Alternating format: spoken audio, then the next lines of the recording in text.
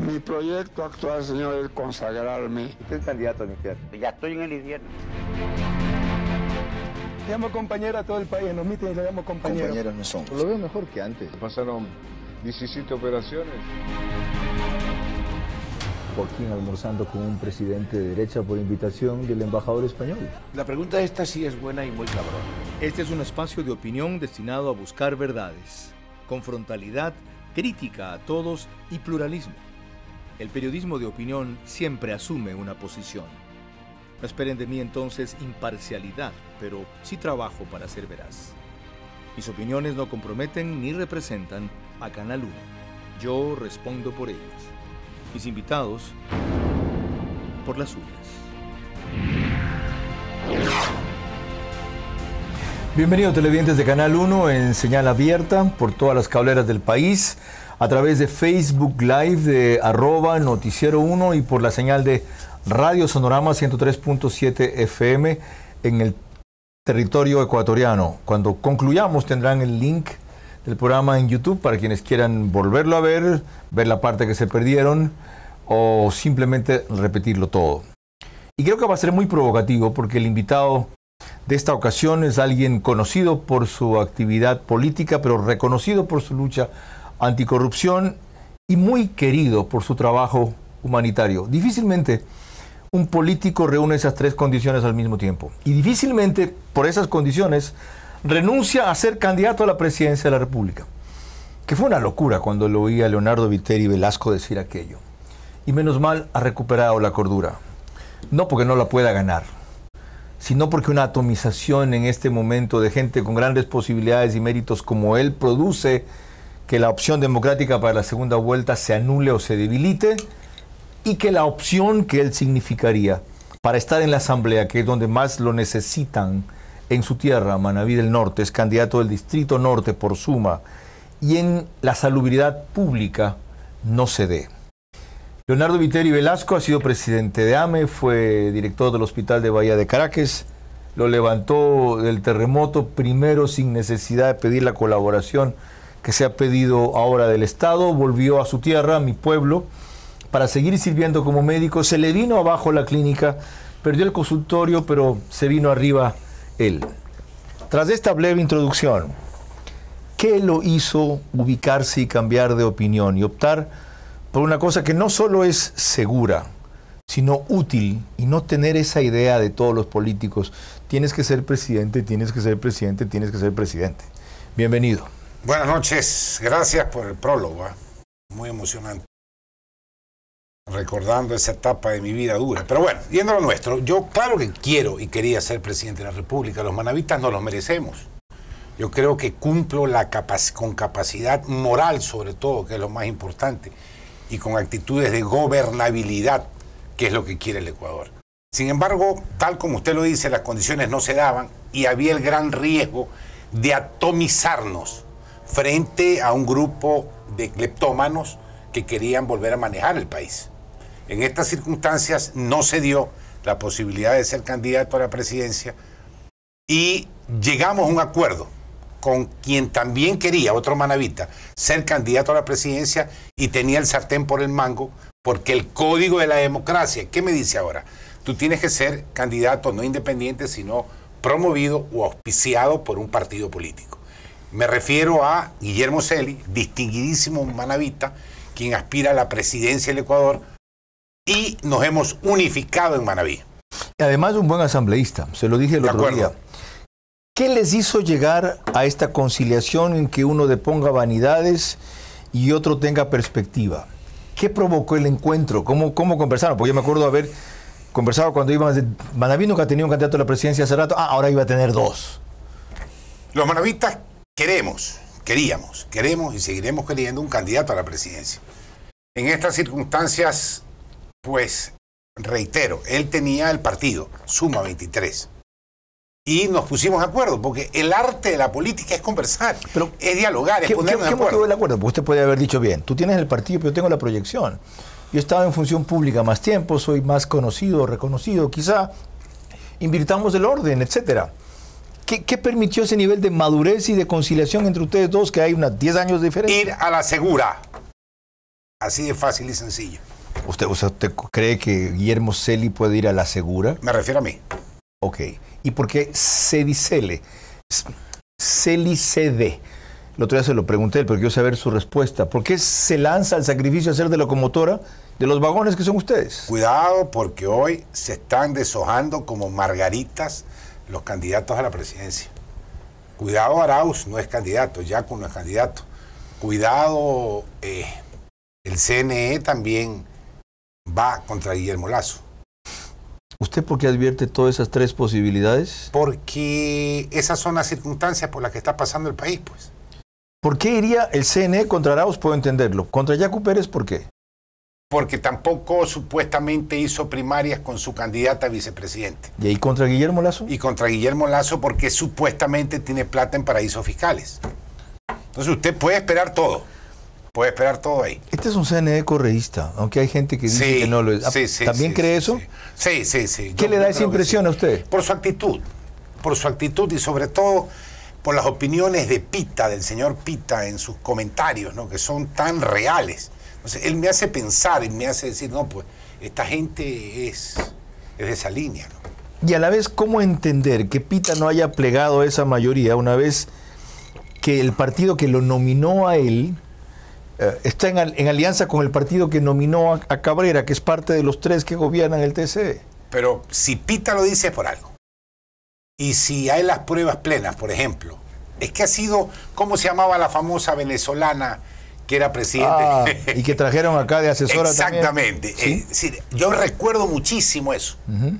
Muchísimo esa señora. Se me parece mucho lo que está pasando en el CNE ahora. ¿Usted no confía en la transparencia de las elecciones? Muy difícil. Y hay que recoger actas hasta la última acta. Esa es la clave en Manabí. ¿Cómo van a hacer en su caso? Recoger actas. Las 2.347 actas hay que recogerlas. ¿Qué pasa si el día de la elección sucede lo que ha sido muy común? Que alguien arme un relajo. Normalmente los que van a perder o los que quieren hacer fraude, la Fuerza Armada diga, tienen que retirarse aquí. Queman. Eso ha pasado en Manabí siempre. O queman o no les dan copia del acta. Así es. ¿Cómo evitarlo? Una de las cosas brutales, ¿no?, que ha pasado en los últimos años, que yo recuerdo que antes en la pared pegaban el acta. ¿Se acuerdan ustedes? Claro. Y usted llegaba ahí, los periodistas tomaban nota de la mesa tal y lo pasaban por radio. Eso ya ni siquiera eso existe. Y lo que más, va alguno y la rancha y se la lleva. Ya no, hoy no hay nada. ¿Está preparado usted para eso? Hay que prepararse. Y por eso fue una de las razones que me quedé en mi circunscripción, porque atrincherado ahí es más fácil defenderse. ¿Sí sabe que le sobran enemigos en Manabí Norte? Obviamente. Los correístas son unos, y los de Mariano Zambrano son otros. Totalmente de acuerdo. Exactamente, yo estoy consciente de eso. ¿Sigue siendo una potencia la organización de Mariano Zambrano en Manabí? No. Y a las pruebas yo me remito. Y aquí, hablando ya en cifras, es indudable que el partido del cleptómano tiene su respaldo, ¿no? Y usted lo pone a Juan Piguave y le dice, somos correístas, y tiene un voto. Sin saber el nombre del candidato. Así ganó Leonardo Orlando. Sí, sin saber el nombre del candidato. ¿Por qué tiene tanto respaldo en Manabí? Una cosa que me reclaman a mí, que también deben reclamárselo a ustedes, más si usted vive allá, el correísmo en nuestra provincia. A ver, yo lo único que entiendo es que es un problema sociológico y antropológico el que pasa en Manabí. ¿Y por qué lo es? Porque no entiendo después de haber... Vea, perdimos el CRM, perdimos la Junta de Recursos Hidráulicos, perdimos el aeropuerto de Puerto Viejo, perdimos el SEDEN, perdimos el puerto, perdimos el aeropuerto, perdimos los hospitales, perdimos los colegios. ¿Qué tuvimos? ¿Carreteras? 2 puertos pesqueros. El puente Bahía San Vicente, que en tanto tiempo no se hizo. Claro, está bien. Pero si usted pone... la infraestructura de Montecristi. En la balanza. Obras de vivienda por todas partes. Sí, pero si usted pone en la balanza, más es lo que perdimos. La explanada de 1.500 millones de dólares. Solamente eso es mucho más de lo que se hizo. Entonces, con 1.500 millones... ¿Por qué el robo de los 3.500 millones de dólares de la reconstrucción? No se robaron todos los 3.500 millones. Bueno, algo dejaron. Fueron mal administrados. Algo dejaron, pero no, vamos a... Ahí hubo un robo enorme. Vamos a mi lugar natal. La mitad. Vamos a mi lugar natal. El edificio de la empresa de teléfonos no está. El edificio de la empresa eléctrica no está. El hospital no está. El colegio no está. El famoso soterramiento, que eso ha sido uno de los fraudes más grandes que ha habido. Eso es un desastre. Con mayor razón. Entonces, por eso es que yo quiero tantear, quiero ver qué va a pasar en las elecciones. ¿Cuál va a ser su discurso frente a esa añoranza correísta que hay? corrección. Lo que siempre he dicho en mi vida, me he portado bien y lo seguiré haciendo. Eso es lo más creíble que usted pueda decir. Sí, señor. Ahora, ¿qué ganan ellos eligiendo un asambleísta honesto? El pueblo. Sí. El pueblo está harto. Hay un hartazgo contra los corruptos. Es el colmo que en mi provincia, es que ya fastidia. Y una de las razones de haberme quedado en mi provincia es que los manavistas, reyes de los nombres raros. Los manavistas zoofílicos. Los manavistas es donde hay pistas clandestinas. Los manavistas es donde mayor corrupción hay. ¿Quiénes salen a la cabeza? Los Mendoza, los de la Manito Mocha, Espinel, el otro de la reconstrucción. ¿Hasta cuándo? Pues hoy día están juzgando a Karina Arteaga, asambleísta. En los próximos días al alcalde de Bolívar, de Calceta. Pésima Eso fama. en Manaví. Cierto. No, señor. Así es. En Manaví hay gente decente. En Manaví hay gente que quiere trabajar. Hay gente noble, con principios y valores. Campesinos serios que se ganan su vida laburando todos los días. Y a pesar de eso, ¿por qué tan a favor todavía por un presidente que ha sido tan corrupto? Que tiene sentencia ejecutoriada de la propia justicia que él nominó. A ver, yo no sé hasta dónde esas cifras son reales. Y vamos al tema político nacional. En mi lugar natal, en su lugar natal, cuando van dos personas y uno de ellos es un tipo muy mal visto, tiene algún defecto, ¿sabe cómo le grita a la gente? ¡Ahí son! ¡Ahí son! Entonces, uno de los problemas es que han separado a Lenín Moreno del anterior presidente. Y ahí son. Ahí son. Entonces, están ahora con esa cantaleta de que con el otro estábamos mejor. Es que con el otro no era que estábamos mejor, porque son lo mismo. No, el otro era peor. Son cuñas del mismo palo. A este le tocó una circunstancia más complicada. Sí, especialmente. O sea, heredar todo lo que heredó. Respiramos libertad. Estoy hablando de corrupción. Y lo de la pandemia. Estoy y aún hablando de corrupción. habiendo corrupción en el gobierno, no es un gobierno generalmente corrupto. Esperemos que acabe para que lo destapen. ¿Usted duda también de eso? Yo también, claro, por supuesto. O sea, Claro que sí. ¿hay más Daniel Mendoza en Manaví? Sí hay más. Ya mencionó una que es Karina Arteaga. ¿Quiénes Sí, señor. faltan? Ahí faltan. Ahí faltan. Es que ahí el problema, que esos asambleístas fueron elegidos ilegítimamente. Hablemos de los no asambleístas. Usted hizo una denuncia contra nadie, que nadie se quería animar a hacer contra Mariano Zambrano. ¿En qué quedó esa cuestión? Eso está en manos de la Fiscalía, eso está en manos de la justicia. ¿Por qué no avanza? ¿Por qué no avanza? Porque, caramba, hay que preguntar a los jueces, hay que preguntar a los fiscales. Imagínese que había contra el hijo y la bajaron a Manaví, teniendo él la obligación de ir a la Corte Suprema y no lo hicieron. Entonces ya hay algo raro, ¿no? Hay algo bastante raro. Ahora, una primera respuesta le dio Manaví, quedó tercero su candidato. Así es, totalmente de acuerdo. Sí, ha perdido su fuerza. Ahí está todo. Pese a la plata, es que, señor Vera, el que paga para llegar, llega para robar. La gente sabe ya eso. Entonces vamos ahora por los candidatos honestos, vamos a apostar por la gente seria. Ya. La honestidad no es también cambiarse de partido a cada rato. ¿Por qué? ¿Por qué se ha cambiado de partido No, tantas pues, veces? a ver, hay que ser honesto hasta ideológicamente. ¿Quiénes lo han auspiciado? Le voy a decir una Los cosa. socialcristianos, por un lado. Correcto. León Roldós, por otro Correcto. lado. Después tuvo Machete, por otro lado. Correcto. Suma ahora. Usted va en donde lo pongan con tal de ganar. No. Entonces, ¿cómo explica esa migración Hay partidista? honestidad ideológica. Y se le voy a explicar. Y es testigo Yacu Pérez. Le voy a dar un ejemplo. Ellos me invitaron a participar en el tema. Y yo les dije no. Por dos razones básicas. Por honestidad ideológica. Primero, por el tema del aborto, que son partidarios del aborto. Yo no puedo como médico. Dos, por el tema minas y extracción de minerales en el Ecuador, que tienen otro criterio muy diferente al mío. Entonces, yo he tenido honestidad ideológica. Obviamente que a mí me hubiese gustado ser independiente. León Roldós era de izquierda, o es de izquierda. ¿Quién le ha dicho? Yo. ¿Usted cree? Socialista, fue candidato al Partido Socialista en 1988, ha militado en el socialismo, defiende Cuba. No. Él no es un hombre de izquierda, peor de izquierda radical, es un socialdemócrata. ¿Qué es Suma? Suma es un partido nuevo, de gente nueva, de gente que quiere obviamente un cambio, que buscaron un cambio y que obviamente ahora en Manaví se ha sentado y va a ser un partido de carácter nacional, pero desde Manaví. Y más allá de su distancia, por las razones anotadas con Mariano Zambrano, ¿por qué eso lo alejó de todos los socialcristianos? Porque, señor Vera, si usted está... Yo no puedo subir a una tarima y estar al lado Mariano Zambrano. No puedo, perdóneme. Nos tocó una cosa parecida así en Cuenca. Cuando, ¿a quién le repugnaba usted que esté delante suyo a Ramiro sentado? González, Ok, por Dios. Y a mí también. Entonces, perdóneme. Pero, ¿qué conseguimos? Lo sacamos de esa alianza.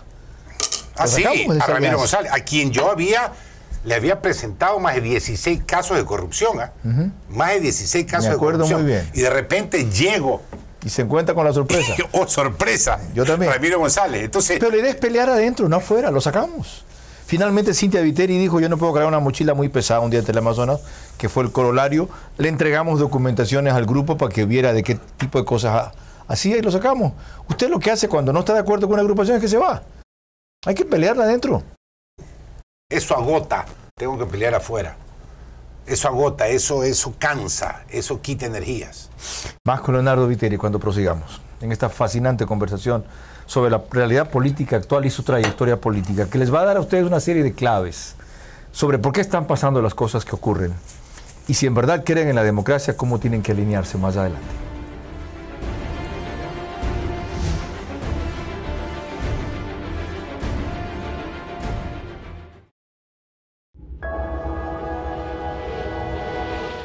BH Group.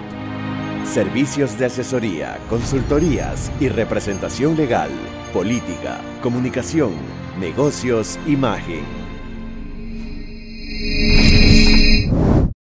Primarias. Ya. Estamos haciendo la lista. Vamos a proseguir con Leonardo Viteri, primer candidato a asambleísta por Manaví, Distrito Norte, en donde está la tierra donde él nació, que es la misma en que nací yo, Bahía de Caracas. Suma 23. Hay algo urgente que requiere una explicación por parte de ustedes.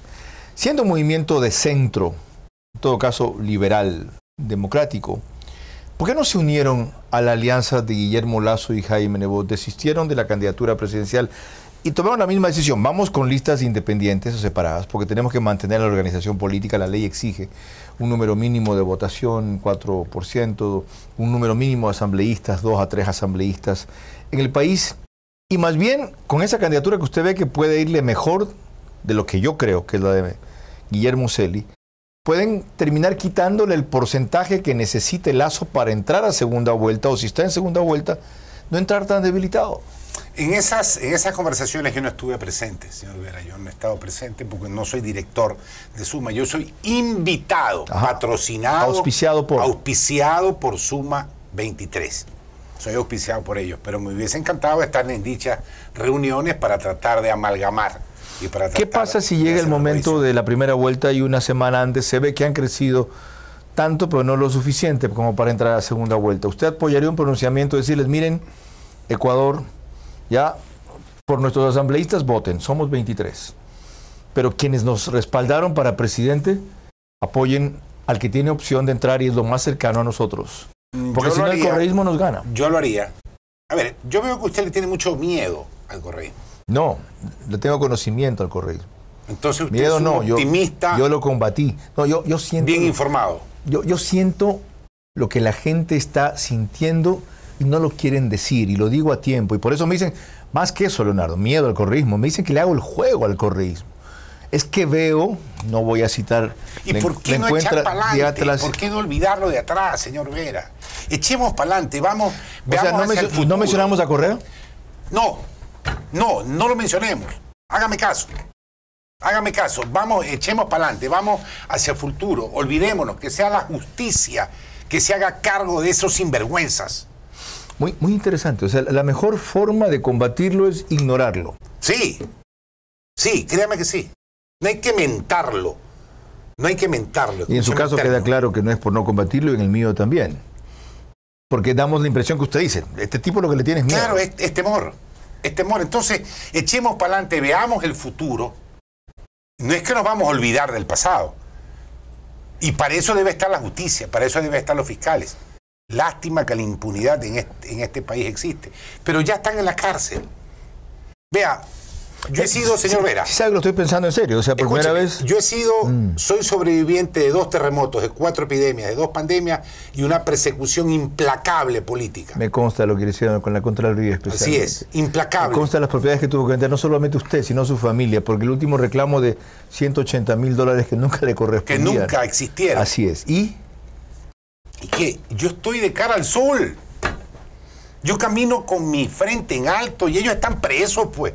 Olvídese de ellos. Que purguen sus penas. Nosotros dediquémonos a mirar el futuro, a ver cómo hacemos para trabajar en este país, para ver cómo arreglamos los hospitales, cómo limpiamos los excrementos que dejaron ellos. A ver, vamos a eso entonces. Me ha dejado pensando. Ya, porque en su caso, con mayor razón, yo no pienso en ningún momento que Olvídese, ellos seguirán fustigando y seguirán con la monotonía y se inventarán una serie de temas. Ya, vamos con el primero. Usted en un reciente Veraz que fue por Zoom, se refirió en estos términos con una frase epopéyica, la verdad, a lo que es la situación de los hospitales y qué había que hacer para convalecer en eso.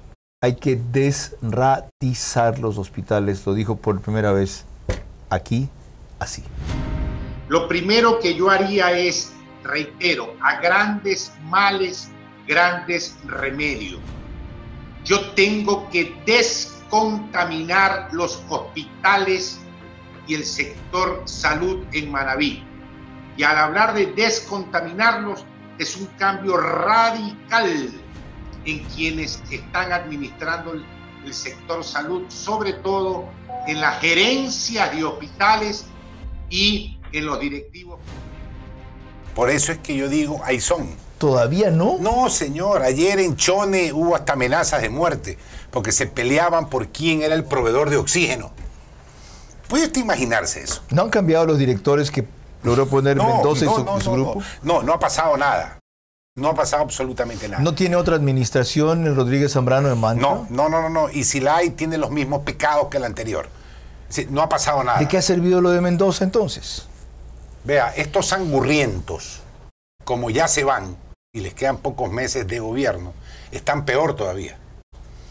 Están peor, es decir, no ha pasado nada. ¿Y como ya se van, nos resignamos? O sea, van a ser 8 meses de saqueo todavía. No, hay que estar observando. Y para eso está la prensa libre, para eso estamos nosotros, para eso está la CNA, para eso está la justicia. ¿A quién deberían poner? A ver, en este periodo interino, usted dijo una vez que el mejor administrador del hospital es un médico mismo. Totalmente de acuerdo, pues el tema de los gerentes lo he explicado en reiteradas ocasiones. Pero usted juzga por cómo a usted le fue de bien, pero no todo el mundo tiene esa condición. Vea, es que yo soy partidario de que debe haber un borra y va de nuevo. Por darle un ejemplo, planta central del Ministerio de Salud Pública. Tiene un ministro, 2 viceministros, 5 directores generales, 41 coordinadores nacionales. Solo en planta central se ha quintuplicado el número de burócratas. Entonces usted tiene un estado hipertrofiado con una serie de subsecretarías con rango de ministerio que ganan 5 o 6 mil dólares con carro, con chofer, y no se le paga a los médicos especialistas. Ya, pues eso no lo podemos cambiar en 8 meses. No. ¿Qué hacemos para que la desgracia no sea peor en 8 meses? En un nuevo gobierno debe haber un borra y va de nuevo. En un nuevo gobierno. ¿Y ahora? Si usted dice que lo que están es estos 8 terminando meses, el saqueo, sí. ¿Cómo lo impedimos? Es que para eso hay que presentar, hay que ser valiente y presentar las denuncias. Hay que presentar las denuncias y hay que frenarlos. Sirvió lo de Mendoza en Manabí. Usted tuvo razón. Usted fue de los primeros que dijo lo que era, sin necesidad de que se haya descubierto lo que se descubrió. En algo ha servido, ¿eh? Se ha servido. Lo que pasa es que hoy el tema es bastante grave y hay mucha película en Netflix y están aprendiendo a admirar al Chapo Guzmán y a Pablo Escobar. ¿Qué me quiere decir? A eso hemos llegado. A ese extremo. A ese extremo. Es más, el otro día yo ilustraba una filosofía popular así grave. ¿Sabe qué? No me importa el tiempo que esto dure. Ya sé que va a ser para 5 años, 4 años, 2 años, pero me habré dado la gran vida el tiempo suficiente. A esa lógica ha llegado alguna gente. Para mí hay algo que es brutal, es aquel que dice y repite que robe mientras haga obras. Eso ya me parece ya arcaico, totalmente irracional. Y culturalmente muy grave. Es grave. Y eso pasa no tan solo en el Ecuador, señor Vera, pasa en el mundo y sobre todo en Latinoamérica. Ok, siguiente punto. También estábamos hablando de salud. Usted es un experto en salud pública y en ese veraz anterior refirió cómo estaba la situación a propósito del COVID cuando en Manaví se necesitaban por lo menos 70 respiradores. Habló de que había un registro. Mejor veámoslo. No, señor, a grandes males, grandes remedios. Le expliqué a usted en una anterior entrevista que en la década de la cleptocracia se inventaron que los hospitales deben ser administrados por gerentes que eran parvularios, que eran ingenieros químicos, una serie de cosas. Hay 6.000 médicos en el Ecuador que tienen títulos de cuarto nivel en administración pública y gerencia de hospitales y saben que hay una gran diferencia entre un antiagregante plaquetario y entre un anticoagulante. ¿En manos de quién quedarían los hospitales si se sacan a los corruptos o de los médicos, da lo mismo? de los médicos con experiencia, que sí los hay en los hospitales, porque hoy está chocando el gerente del hospital que lo único que quiere es hacer chanchullos y se ha vuelto un experto en lo que es programación de compras. Hijo de puta. Y está comprando tonteras que no necesitamos. Eso lo tiene que manejar un médico. Ahí está la salida que usted ni mismo ahora recordaba. De aquí en los próximos 8 meses dejar los hospitales en manos de médicos y quitar los administradores o gerentes. Usted sabe lo que se ahorra eliminando a los gerentes en plata. Usted tiene para contratar más de un centenar de médicos especialistas. Primera cosa. Segunda cosa, a grandes males, grandes remedios. ¿Cuáles son otros grandes remedios? El de largo plazo lo tiene usted claro, el diagnóstico es claro, pero uno de los problemas ahora es que estamos sobrediagnosticados. Todo el mundo hace análisis maravillosos. Y cuando dicen que hacemos, es que hay que cambiar el gobierno, es que la cultura, es que no se puede, es que la mentalidad, ¿qué otra cosa se puede hacer aparte de sacar a los gerentes y administradores? Despolitizarlos. ¿Haciendo? A ver, vamos a hablar aquí la plena. ¿No hemos hablado la plena hasta ahora? No, siempre lo hemos hecho, pero vamos a hablar más. Usted siempre pensó que María Paula Romo era la flor de la canela. No, yo creo que es una mujer honesta. Es posible. Pero demasiado política. Demasiado política. Extremadamente política.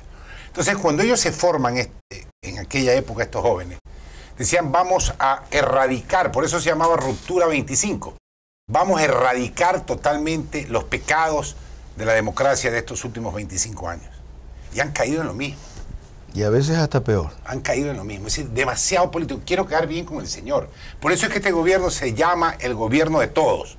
Fíjese usted. Entonces, han repartido a todo el mundo. No me molestes, aquí tienes. No me molestes, aquí tienes. ¿Ella ha repartido? Yo creo que sí. ¿Quién más? Pero ella no es la culpable. Yo creo que sí. Ella no es la culpable. ¿Quién es el culpable? El presidente de la República, pues. No lo digo yo, lo dice la Constitución. Ella es la culpable, y se lo he dicho, de no haber quebrado la estructura del reparto. Es decir, ella recibió eso hecho y como sabía que estaba hecho, tenía que haberlo desarmado. Que se le desarmaba a la mayoría legislativa, igual se le desarmó por lo que sea.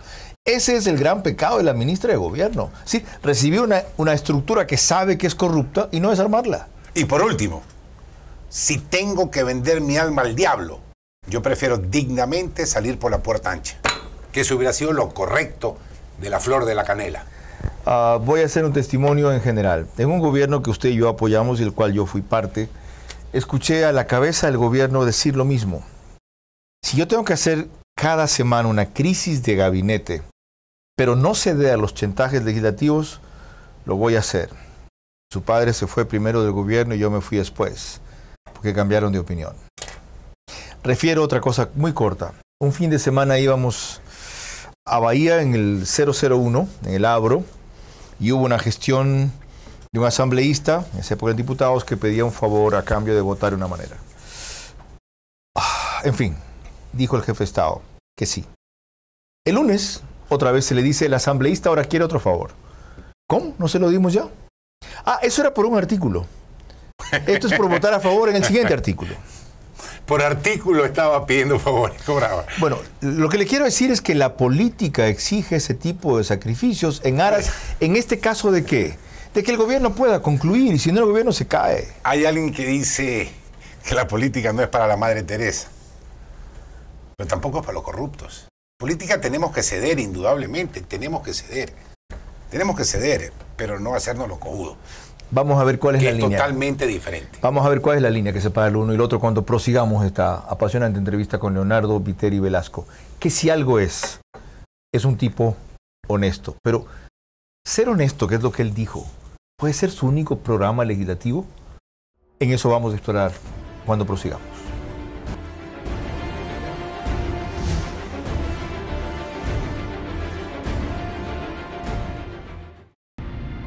Verás es retransmitido simultáneamente por Sonorama FM, la gran señal nacional. Este espacio se graba y se transmite desde los estudios de Ecuador en vivo en Guayaquil, cuya gentileza agradecemos siempre a Alfonso Pérez Serrano.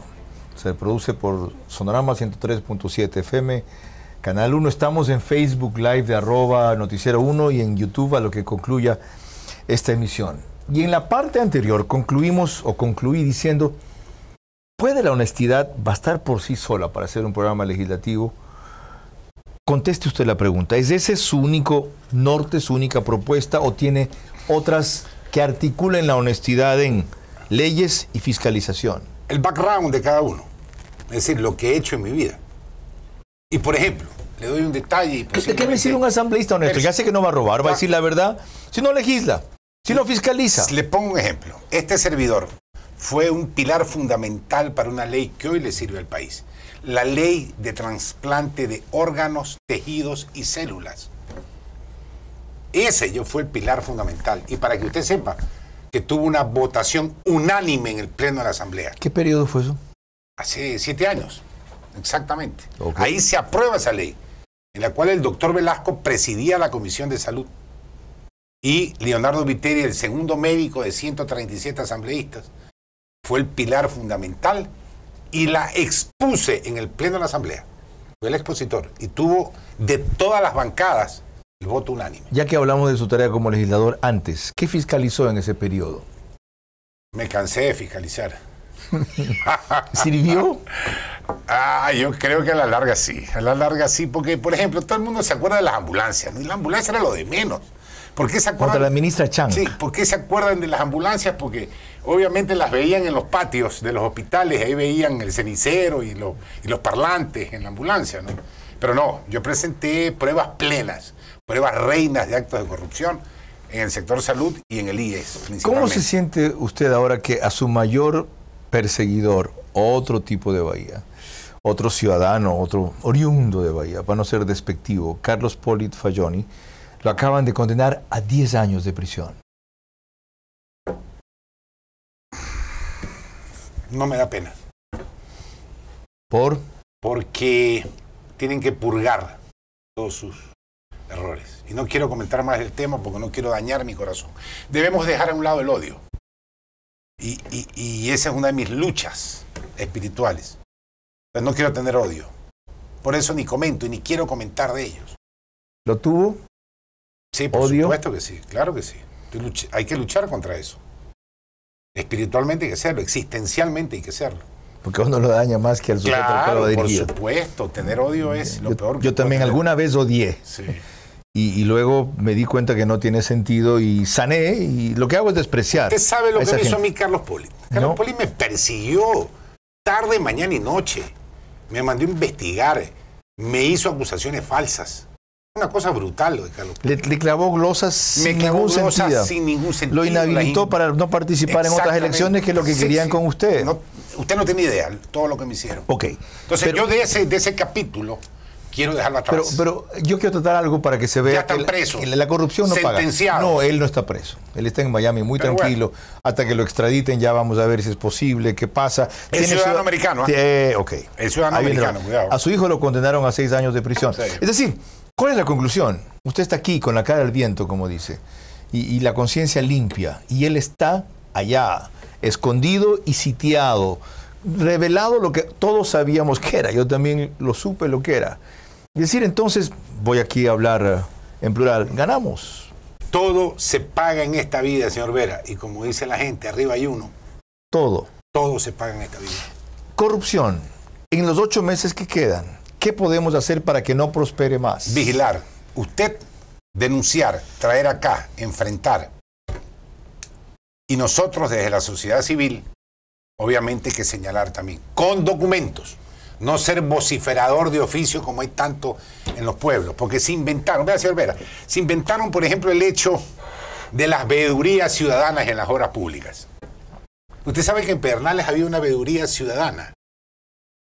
Y permitieron que pase lo que pasó con el hospital. El gol por la galleta, por Dios. Entonces, ¿y se les pasó esa veeduría ciudadana las garantías falsas que al principio dieron? En 2 ocasiones. Ya que estamos en Pedernales. Entonces, perdóneme, pues. La gente quiere su propio hospital ahora. Se lo merecen. ¿Cómo se lo puede comenzar ya? Que me den la plata a mí, se los hago. Con lo que con la mitad de la plata que tienen, porque la mitad se la robaron, con eso les hago un hospital. Ya, hay fondos de Europa para eso. Y han pedido los GATS al Ministerio de Transporte que se repartan a distintos... hay fondos no reembolsables. Sí, son 140 millones. Lo conversé el otro día con el ministro Martínez. Maravilloso. Los municipios, pero a la vez los que entregan los fondos quieren cerciorarse de una buena administración de esos recursos. Sí. Entonces, para ellos el Ministerio de Transporte es confiable. Para ellos, visto desde Europa. Los organismos seccionales menos. Quieren manejar eso 5, de Manabí Norte, Chone, Jama, Pedernales, San Vicente y Sucre. ¿Para qué? Para los hospitales. Para que cada uno haga, repartido ese fondo, lo que considere su GAT que tiene que hacer. En caso de Pedernales sería hospitales, le tocaría 25 millones más o menos. Lo que yo le sugiero a quienes están aportando ese dinero, que entren a la página web y que chequeen los nombres de los alcaldes para ver en qué picardía han andado. O sea, usted no lo haría automáticamente. ¿Perdón? Usted no lo haría automáticamente. No, yo haría una vigilancia. ¿Cómo va la alcaldesa de Bahía? Bien, ¿sabe qué bien? Ingrid Zambrano. Sí, no ha sido la flor de la canela, pero está bien. La ciudad está funcionando, están dando, no hay plata. Los municipios no tienen plata. Es que la descentralización es fundamental. El gobierno anterior centralizó todo. El país, si no se desconcentra y no se descentraliza, no va a echar para adelante. Vamos a eso. Eso justamente hace que cada cierto tiempo crezca la tendencia de hacer de Manabí otra provincia. Así es. ¿Usted ve que eso sea viable? No, señor. Verá, dentro de los cantones del norte de Manabí, hay 2 cantones que hay que recuperar. Es Pedernales, que está trabajando mucho con Santo Domingo, y el cantón Pichincha, que va hacia los ríos y Guayaquil, ¿correcto? Entonces, ¿por qué? Porque son 2 cantones distantes de Puerto Viejo. Correcto, del eje. ¿Qué queremos? Que en esos 2 cantones se les dé servicio. Que tengan hospitales Pedernales para que no acudan a Santo Domingo. Y darle servicio también al cantón Pichincha. Terminan estando de Pedernales más cerca de Santo Domingo que de Puerto Viejo, por ejemplo. Sí, pero no que de Bahía, por ejemplo. Claro, de Pedernales a Bahía están hora 10 minutos. Ahora, ok. Sí. De Santo Domingo 2 horas. Hora y media también. Hora y media, sí, señor. No. Propuestas legislativas. Salud. ¿Qué? Principalmente salud. Hay que reformar el Código Orgánico de Salud recién aprobado. Lo acaba de vetar hoy día totalmente el Ejecutivo. Entonces, vea esa maravilla. No sabía esa noticia. Lo acaba de vetar. Entonces, sueño con estar en la Comisión de Salud. Para hacerlo bien hecho. Eso es un desafío. Que son 444 artículos que no están mal, señor Vera. En su totalidad no está mal. Es un buen código. Pero hay ciertos temas que tienen errores y sobre todo no se destaca la función principal en el ámbito sanitario del médico. Hablemos de uno de esos temas. Considerar todo aborto en curso como una emergencia quirúrgica y que el médico obligado a atenderla guarde confidencialidad respecto a la causa, porque supongo que cuando un aborto es inducido se puede eso determinar, de que cuando es accidental, a la causa y al protagonista. Señor Vera, esto no hay que verlo desde el punto de vista curuchupilo clerical o desde el punto de vista criminal. Escúcheme los 2 extremos, porque quienes están con el aborto es un pensamiento criminal. Y acá el curuchupismo clerical, no. Esto hay que verlo como médico, que es totalmente diferente. Ese es el espíritu. ¿Cómo debe ver para mí, desde mi punto de vista, es innegociable la vida, pues. Yo estudié para salvar vidas, pues, señor Vera. ¿Qué le pasa? Pues yo nací para salvar vidas. Pero en este no caso, para matar, pues. Pero en este caso, cuando se le presenta esa situación, la vida que está en juego es la de la mujer, la otra ya se ha eliminado. Han confundido el tema, señor Vera, y mucha gente que lo sabe. Hoy entre usted a YouTube, y en YouTube le explican cómo hacer una bomba atómica, y también le explican cómo tomar misoprostol para abortar. Entonces la paciente llega a la emergencia del hospital, llega sangrando transvaginalmente. Es que no tienen que verlo desde el punto de vista médico. Llega sangrando, ya usted hace un tacto, son temas que son médicos, ve el cuello dilatado, manda a hacer una ecografía, ve que no hay vida, que es un óbito, que está muerto. ¿Qué le toca? Tiene que hacer un legrado terapéutico. Pero ¿y dónde se produjo ese crimen? Eso lo hizo la propia madre. Y esa mujer, el resto de su vida, va a tener problemas de depresión brutales. Ya tiene su propia condena con haberlo hecho. Exactamente. Entonces, el tema hay que mirarlo desde el punto de vista médico. Están exagerando. De los dos lados están exagerando. De los dos extremos. ¿Cómo reformaría usted ese artículo sin que le pida que me lo redacte? Haciéndolo menos técnico, porque recuerde usted una cosa, que donde le pueden meter el gol en las leyes es en el reglamento. Usted puede tener la ley. Correcto. Pero si usted la reglamenta, puede acolitar aquí el aborto. Hay otros 2 o 3 puntos que, por su experiencia médica, quisiéramos tratar al continuar. Leonardo Viteri Velasco, primer candidato asambleísta por Manabí Norte de Suma.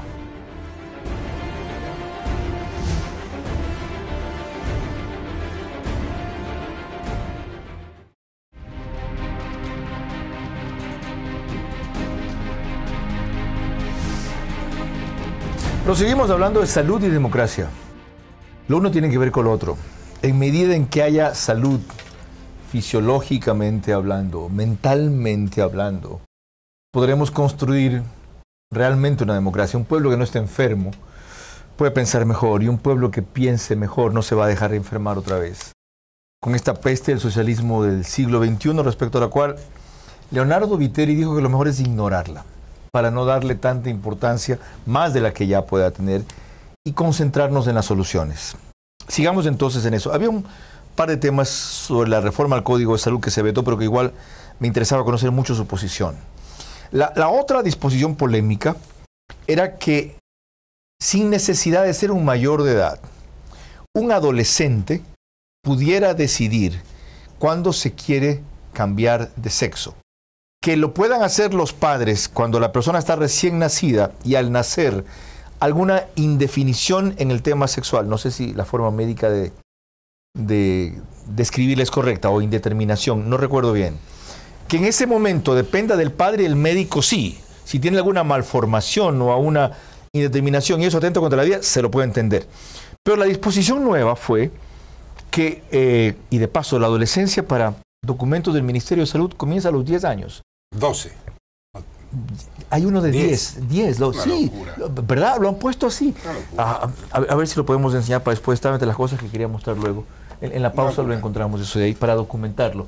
Se están basando en cosas que vienen de la OMS a la vez. ¿No? Sí. Es que es una locura, Carlos. ¿Por qué es una locura? Porque, a ver, primero la Organización Mundial de la Salud hoy día no está dirigida por un médico. Primer error. Por un guerrillero. Es por un guerrillero y el guerrillero mata, pues. Entonces, ¿cómo puede estar ahorita defendiendo la vida? Pues? Eso hace entender algunas cosas. Entonces, perdóneme, pues. Segundo, ¿qué hacemos con esta disposición? A ver, por eso, el Ministerio de Salud Pública necesita un borre, va de nuevo. Enhorabuena que vetó ese código.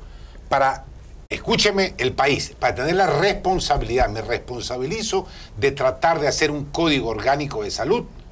No una maravilla, porque no puede ser una maravilla. ¿Completo y perfecto no? No, imposible, pero sí que sea equilibrado. ¿Cómo resolvería este punto? Que un adolescente, a partir de entre los 12 y 18 años, pueda decidir sin autorización de los padres una operación de cambio de sexo. Señor verá. Entonces, mejor que le den ya licencia para conducir. Escuche. Es que me parece irracional el tema. Le voy a explicar por qué. Antes en los hospitales, y yo que fui director de hospital, nosotros teníamos un comité de ética al interior del hospital. En el hospital de Bahía, pues. En el hospital de 120 camas. ¿Cómo no lo va a tener el Eugenio Espejo? ¿Cómo no lo va a tener el Velasco Ibarra? ¿Cómo no lo va a tener el Concha en Esmeralda? Deben tener un comité de ética. Esas son las cosas que se han perdido en los hospitales porque se han dedicado al chanchullo. Ya, ¿el comité de ética qué resolvería? Él resuelve. Y tiene que haber un informe del Departamento de Pediatría.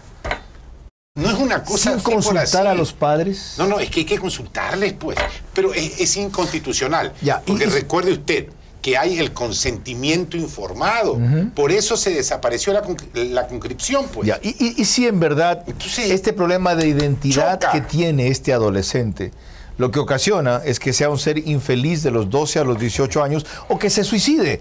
Porque dice, yo siento que soy una mujer en cuerpo de hombre, yo siento que soy un hombre en cuerpo de mujer.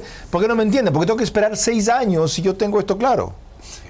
Vea, señor Vera, la adolescencia no puede empezar a los 10 años primero. Y segundo, reitero, eso debe ser un comité de ética que tome esa Junto decisión. Con los padres. Junto con los padres. Eso se llama consentimiento informado. Y eso está en la Constitución.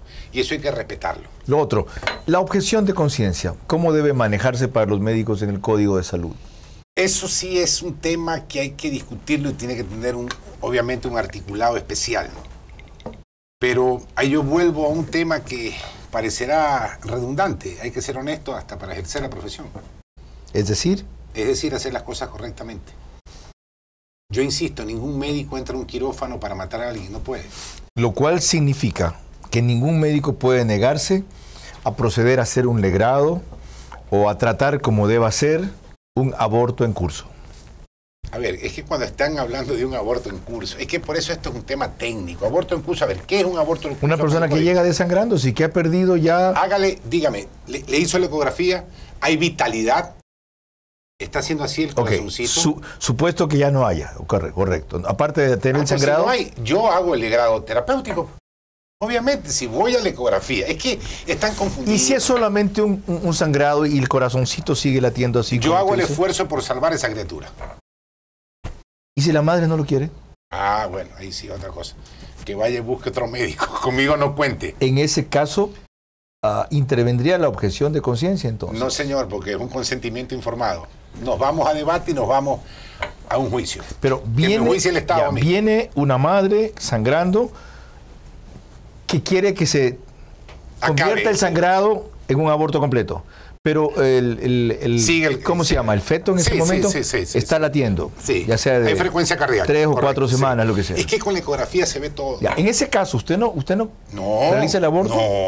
No, ¿qué le pasa? Porque va a eliminar una vida. No, jamás. Eso es innegociable conmigo. Ok. Innegociable conmigo, es innegociable. Y si por no atender eso complica la vida de la madre... Me voy a un juicio.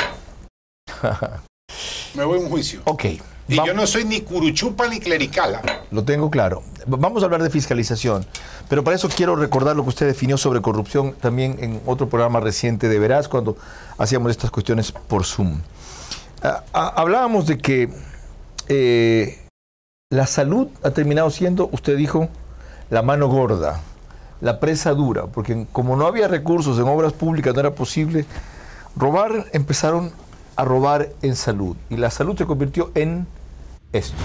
Me hubiese gustado hablar con usted de temas del dióxido, por ejemplo, que tenemos que hablar del dióxido de cloro, que lo estoy probando en ciertos pacientes. Qué bien. Pero bueno, me hace hablar del tema político.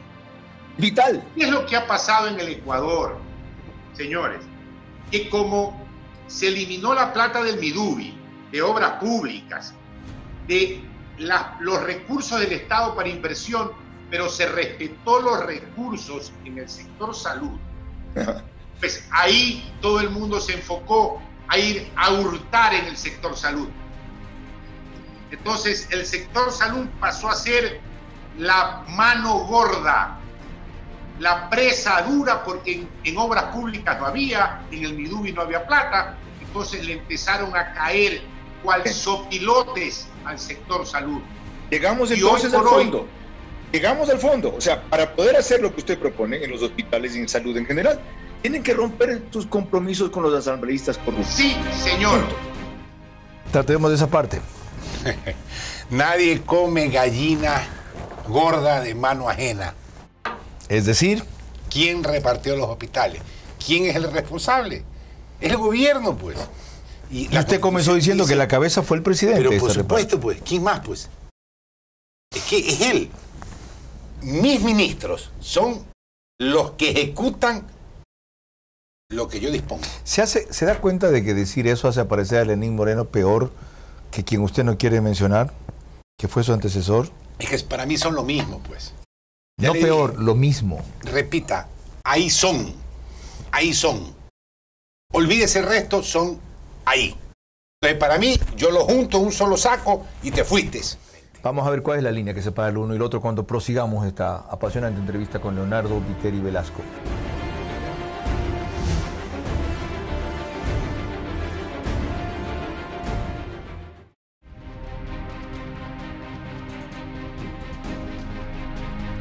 Para conferencias que para entrevistas. Decía que Leonardo Viteri es un ser más para conferencias que para entrevistas. La verdad es, da pena, en mi caso entrevistador, a veces tener que interrumpir su alocución o disertaciones de ciertos temas, pero a la vez eso es lo que le da el ritmo a este programa para volver más interesante lo que revela. Había una cuestión sobre Manabí que me interesaba saber. Manabí sigue creyendo que es una potencia turística. ¿Es una potencia turística? ¿Puede serlo? ¿Y qué requeriría que se haga para eso? Aquí hay un tema importante. Esta pandemia, esta peste china ha liquidado el sector turístico. Como también ha proyectado muy bien ciertos sectores, como el informático, y yo no me quejo, el sector médico, que es aparte del farmacológico. Correcto. No hay que unirlos. Pero el sector turístico sí, desde Disney World, Las Vegas, hasta la señora que vende ceviche en Briceño. Los ha liquidado. Entonces el perfil costanero de Manabí vive exclusivamente del turismo. Y esperamos las vacaciones de la sierra para que se inyecte plata en la economía local. No se dio. Va a ser un año perdido en turismo y la única opción es a ellos inyectarles recursos con 2 o 3 años de gracia y no más allá del 3-4%. Si no, no echan para adelante. 2 o 3 años de gracia. Sí, señor. Es que si no, no se puede. No más del 3-4%. Yo quisiera invitarlo, yo que tengo pacientes de Briceño, de Canoa, que han vivido bien porque viven del turismo. No venden un ceviche hace 6 meses, pues. Para mí es una novedad que sea tan dependiente la costa manabita del turismo. Yo pensaba que lo era también de la pesca. También lo es, pero en Manta principalmente, el Matal, San Jacinto, San Clemente, los Arenales con la Pinchagua. Pero el turismo es importantísimo. Puerto López es un puntal para el avistamiento de ballenas. Pedernales, la playa más cercana a Quito. Entonces tenemos San Jacinto, San Clemente. Sí, es muy importante el tema turístico. En su lista de fiscalización, ¿qué tiene para cuando sea asambleísta? Salud, prioridad A1. Vea, señor Vera. ¿Qué es salud? ¿Qué? A ver, mi concepto de salud es que es un concepto de la década del 90, cuando yo era estudiante. Es el estado de bienestar físico, psíquico, social, económico y ambiental. Por lo tanto, si usted está chiro, está enfermo. Correcto, es un concepto integral. Es un concepto y de hecho integral. El estar chiro te produce estrés. Obvio, pues. Yo me acuerdo que una vez usted me aconsejó, y nunca me olvidaré ese consejo, en Manabí me dijo: Carlos, ten cuidado, las tensiones, el estrés, las depresiones, los bloqueos, la ira, son cosas que se somatizan. Totalmente de acuerdo. Y me contaba cómo eso repercutió negativamente en 2 o 3 hábitos de usted: el sueño, el cigarrillo y el peso. Sí, señor. Esos 3 hábitos. ¿Cómo los combatió? Bueno, el peso lo sigo combatiendo, pero para que sepan los ecuatorianos. Así también yo fui un gran gestor de la ley antitabaco, la ley de control del uso del cigarrillo. Y era asambleísta, y era fumador en aquella época. La equilibré. Y hoy, gracias a mi fortaleza, escúcheme bien, tengo ya 14 meses sin fumar un tabaco. ¿Cómo hizo? Fue durísimo. Eso es para contarlo en un espacio. Otra entrevista. Eso es brutal. El sobrepeso lo sigue combatiendo, el tabaco lo dejó. ¿Y el insomnio? El insomnio todavía me agobia. ¿Qué lo desvela? Los terremotos. ¿Qué lo hace soñar? Echar para adelante la vida. ¿Qué lo ilusiona? Llegar a ser presidente de la República. ¿Qué lo alegra? Ver los pajaritos en la mañana y ver a mis hijas. ¿Qué lo deprime? La chirez de la gente, la pobreza de la gente. ¿Y qué lo impulsa? Mis convicciones. ¿Qué hace Leonardo Viteri Molinari? Ahí encerrado en su casa. ¿En qué se diferencia él, su padre, de usted, su hijo? De que yo he sido más valiente que él. ¿Usted aspira a ser ministro de Salud primero? Sí, señor. y después presidente de la República. Sí, señor. ¿Cuál es la diferencia entre una aspiración y una obsesión? Vea, por ejemplo, todos aspiramos a algo, ¿no? Y vamos a hablar aquí como hablamos nosotros. Yo aspiro a ser flaco, no lo he logrado, posiblemente muera gordo, pero no me voy a morir. Usted hubiese aspirado a ser alto. No. No, dígame que no. Guerrillero o tenista, no. Yo tengo problemas con mi estatura. Horizontalmente esos problemas se arreglan siempre. Véalo. Me ha ido muy bien. Sí. ¿Guerrillero o tenista? Sí, no, lo dije siempre. Se lo dije en una entrevista a Francisco Herrera en 1990. Entonces, en estas circunstancias, si usted se obsesiona, se frustra. Yo no tengo ninguna obsesión. Y si no lo logro, seré posiblemente más feliz. Extraordinario. Completemos el concepto integral de salud que usted me describió. Usted ve a la salud como un concepto integral. ¿No lo vuelve eso, en cambio, demasiado complejo, demasiado idealista? Es que como nunca esta pandemia nos ha develado el hecho de que si usted no tiene salud, no tiene nada. Como nunca esta pandemia. Y yo siempre recuerdo aquella historia del hombre más rico en la década del 60, que se casó con Onassis, que se casó con Jackie Onassis. Aristóteles Onassis, sí, correcto. Él tuvo miastenia gravis, una enfermedad que ni hasta el sol de hoy se combate bien. Entonces él se trató en Europa, llegó a Estados Unidos, a Nueva York, a esos hospitales gigantes de Nueva York, y dijo: señores, reunió el directorio, mi fortuna se las cambio por mi salud. Esa historia es una historia real. Y esa es la historia que vivimos todos los días. Gracias, Leonardo Viteri Velasco, por su presencia y por sus conceptos. Estoy seguro que ustedes han disfrutado más que yo esta conversación y que la conclusión ha sido el mejor aporte que podamos hacer. La mayor fortuna que tenemos es tener salud. En el concepto básico preliminar, para apuntar luego al integral que descubrió este candidato a la Asamblea por Distrito Norte de Manabí en representación de Suma, partido número 23. Ese. Queda a consideración de ustedes si votan o no por él, pero lo que no pueden tener duda es de que se merecía un espacio esta extensión para conocer mejor por qué ha llegado a esta posición de preeminencia política y de supervivencia personal. A ese precio vale la pena, siendo principalmente una cosa: honesto. Dios mediante, nos vemos con ustedes el próximo domingo, si no callan y vencen el miedo, para que ser valiente no salga tan caro y ser cobarde no valga la pena.